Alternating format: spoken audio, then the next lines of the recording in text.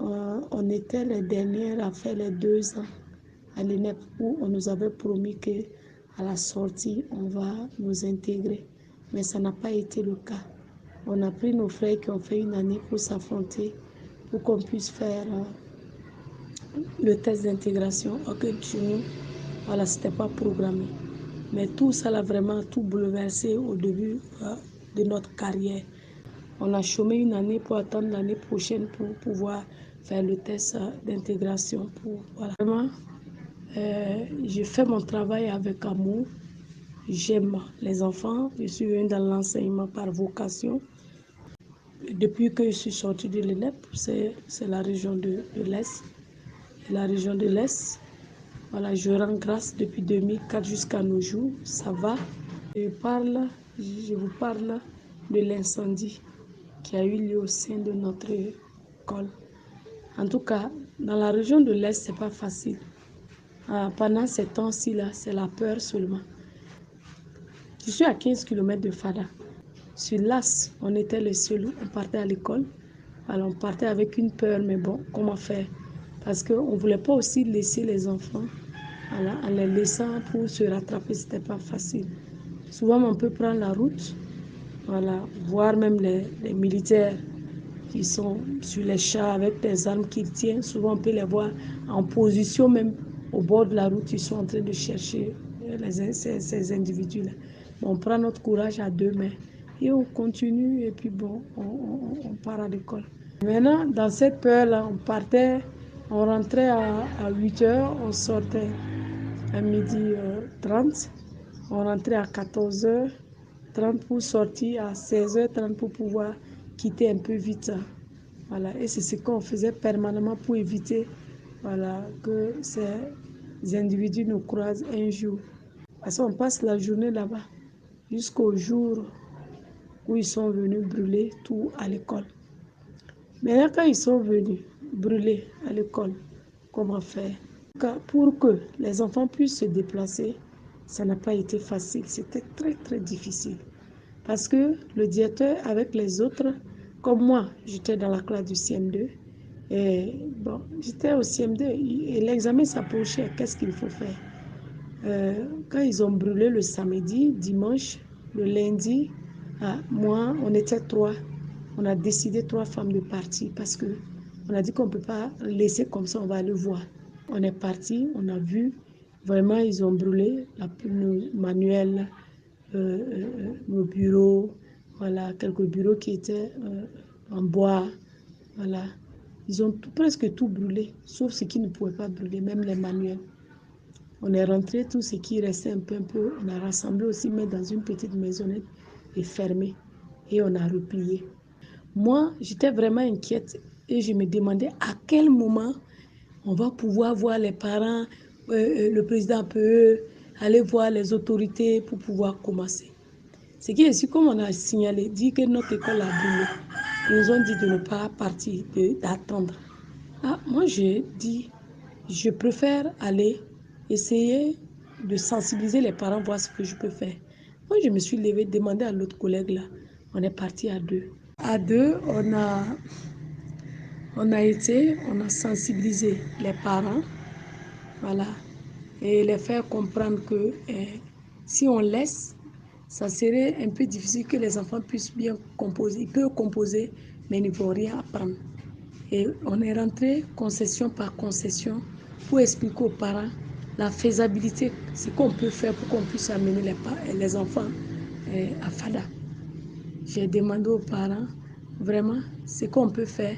Je vais aller voir si je peux avoir une maison où je peux les récupérer. Et puis bon, on va voir comme ces filles, garçons, voir ce qu'on peut faire pour qu'ils viennent. Voilà. J'ai vu un gars qui avait une maison. J'ai vu aller visiter la maison, trouver qu'une maison qui était enfermée, ça vaut des années, c'était ça, les chaussures ont bien chié dedans. C'était invivable. Invivable, qu'est-ce qu'il fallait faire? Voilà, j'ai vu l'autre collègue, on a trouvé encore d'autres solutions. Je suis repartie les dire, ce qu'on peut faire, s'ils ont des parents, ils n'ont qu'à les caser. Si c'est histoire de nourriture à midi, on va s'en charger, on va voir ce qu'on peut faire pour les nourrir.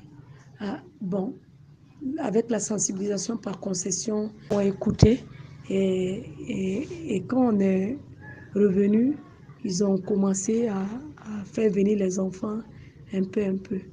Voilà. On était obligé de repartir encore, aller chercher nos marmites, les fourneaux, pour venir voir comment on peut faire, un peu préparer pour les enfants. Et quand on est revenu, on n'avait plus rien. Il n'y avait pas du riz. Voilà, le riz même restait quelques sacs, mais quand Pam donne, on parle de RAU, on dit de partager aux filles. Mais il restait quelques 4 ou 5 sacs comme ça. Il n'y a pas huile, il n'y a rien.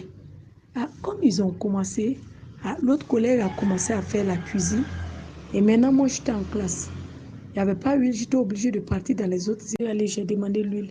Et l'autre collègue préparait. On n'avait que la ration de midi seulement et ce n'était pas suffisant. Comme ils étaient logés dans des non-lotis, d'autres parents ont refusé. Si ce n'est pas chez moi, les enfants ne vont pas venir. Moi j'ai récupéré 5 enfants chez moi. J'ai donné 2 à une soeur. Et à une, j'ai donné aussi. À d'autres, j'ai demandé. Et les autres sont restés dans les non-lotis 7, 7, 5, 5. Matin, ils n'ont rien à manger. Ils viennent à l'école comme ça. Ils se contentent de la nourriture de midi seulement. Voilà, pour manger. C'était un peu difficile. Il y a d'autres qui repartaient pour revenir. C'était un problème.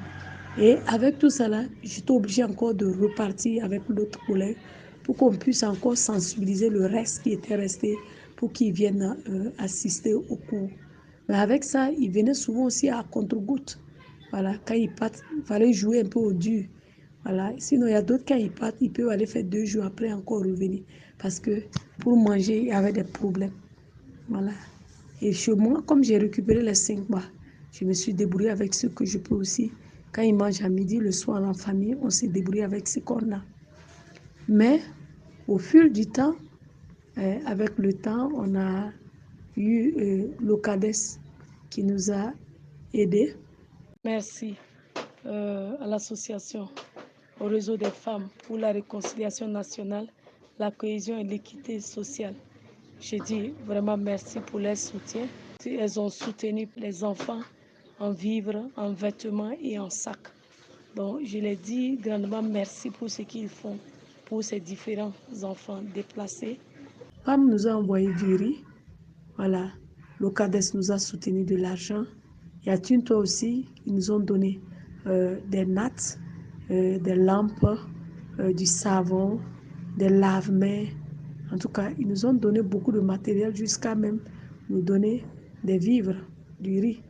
Et comme maintenant, on avait assez maintenant, il y a Plan aussi qui nous a aidés. Voilà, Plan aussi nous a aidés. Et avec ça, on était obligé maintenant de faire la ration de midi et puis soir. Comme on a eu maintenant, ils mangent à midi et on prépare, on met dans les plats le soir pour qu'ils puissent emporter, manger ça la nuit avant de dormir. Avec les encouragements de nos inspecteurs, du DPNA, en tout cas, ils nous ont soutenus. Ils venaient permanemment nous rendre visite et puis bon, et nous encourager encore plus parce que c'était pas facile avec les conditions là même. Parce que avec la classe même, on nous a donné des tentes, une tente, mais la tente n'a pas résisté parce qu'il y a eu un vent, c'est parti. Or qu'au début là, voilà, on était obligé de payer des sécours au village pour venir, voilà, essayer de faire une classe où il n'y a pas de, où t'assois au bureau, il n'y a rien, tout était serré parce que les élèves étaient nombreux, bon, on faisait comme ça. Pour les résultats, je suis satisfaite. Pourquoi? J'ai eu 67,68%. Voilà, ça pouvait dépasser ça. Mais vu les conditions où nous avons travaillé, et puis aussi, les enfants aussi, là où ils dormaient, ils n'étaient pas à l'aise. Il y avait des problèmes. Et avec tout ça, là, moi, je rends grâce à Dieu pour les résultats. Et il y a eu d'autres aussi qui sont venus un peu en retard. Quand l'examen restait à 3 semaines, voilà, je ne pouvais pas refuser, je les ai laissés, voilà, assister pour composer, voir comment ça se passe. Voilà. Mais c'était bien. Moi, je rends grâce beaucoup pour ça. Parce que la main de Dieu aussi était là. Il faut vraiment que le gouvernement vraiment soutiennent vraiment les élèves déplacés, voilà, les encourager encore plus. Et bon, en tout cas, c'est ce que je vois pour mes voeux pour le Burkina Faso. En tout cas, mes voeux que la paix revienne au Burkina Faso. Voilà, que le Seigneur étend sa main de paix sur le Burkina Faso. Que tous ceux qui ont perdu des membres de leur famille, en tout cas, que le Dieu d'amour touche les cœurs et qu'il adoucisse les cœurs. Voilà.